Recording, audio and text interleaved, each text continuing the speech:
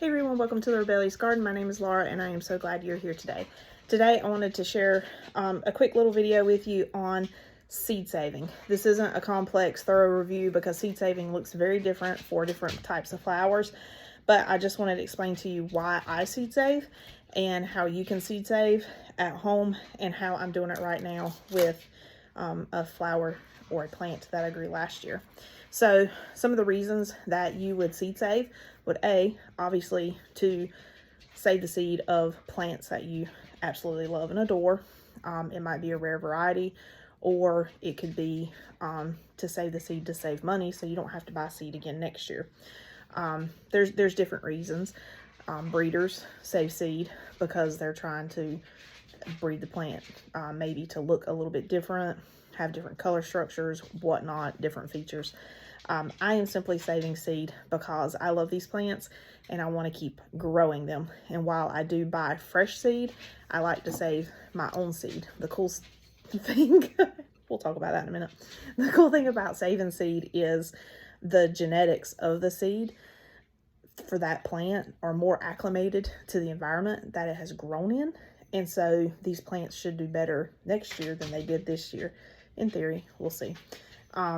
So yeah, I am seed saving.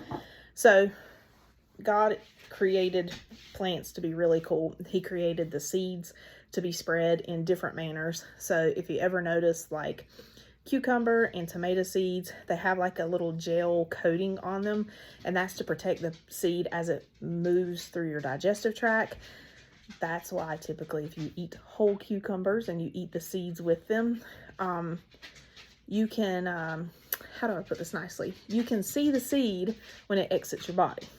So the seed was, the coating on the outside of the seed did its job by protecting that seed as it moved through your digestive tract. And that's one of the ways those seeds are spread, is through animals such as us, or animals outside eating the plant and then expelling the seed, I guess you could say, from their body.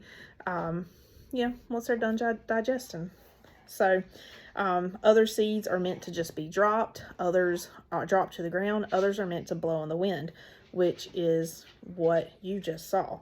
So the seeds that I am saving today are from, this is just an interesting video all around. We're talking about how seeds pass through the digestive tract. And then we're going to talk about one of my favorite plants that I grew for the first time last year.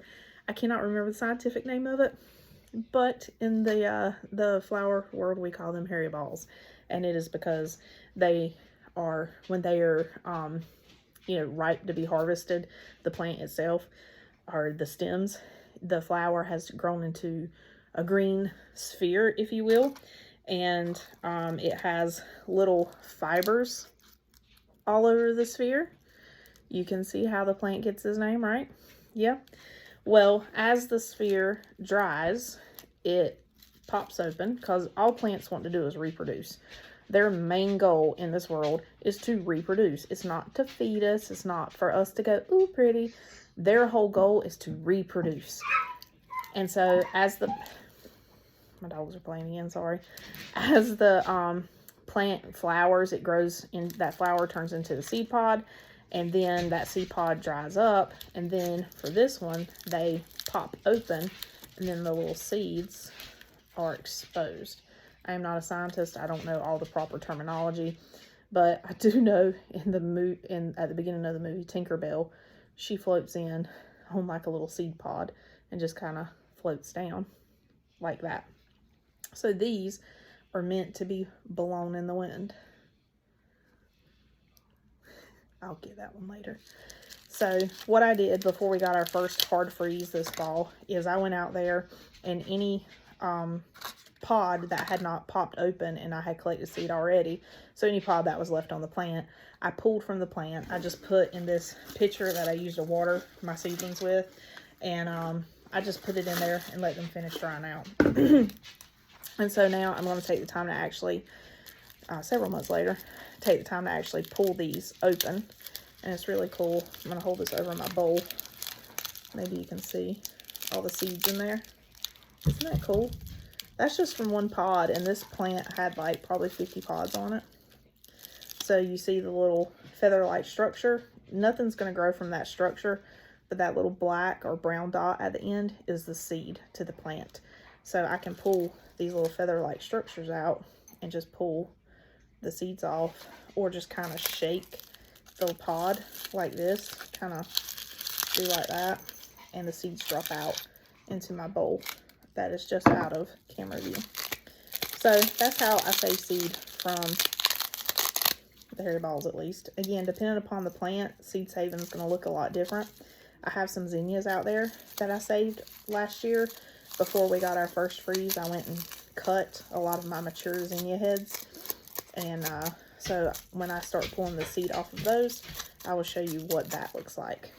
But yeah, I encourage you to save seeds. It's a good way to save money. If there's a certain variety, not all of these have seeds in them. They weren't fully developed. If there's a certain variety of plant that you really like, you can save the seed from it. There are some seed producers. They have strict rules. My house is going to be covered in this fluff. I'm going to have to move this. There are some seed producers who have very strict rules on saving their seed. So anytime you want to save seed from something you have grown, or if it's from seed that you have bought, make sure you check to make sure there's not laws or rules about seed saving. I do not resell any of this seed. It is typically for personal enjoyment and use. So yeah, so that's how I save the seeds to the hairy balls. Now I'm covered by the fluff and have it all in my mouth. And yeah, so like I said a while ago, when I get ready to process my zinnia seeds, I'll do another quick little video on how, or on what that kind of looks like. All right, well, thank you so much for joining me. I might as well do this at this point. Oh gosh, it's so pretty though. Thank you so much for joining me. I hope you have a blessed day, and I hope you'll come back to see me again.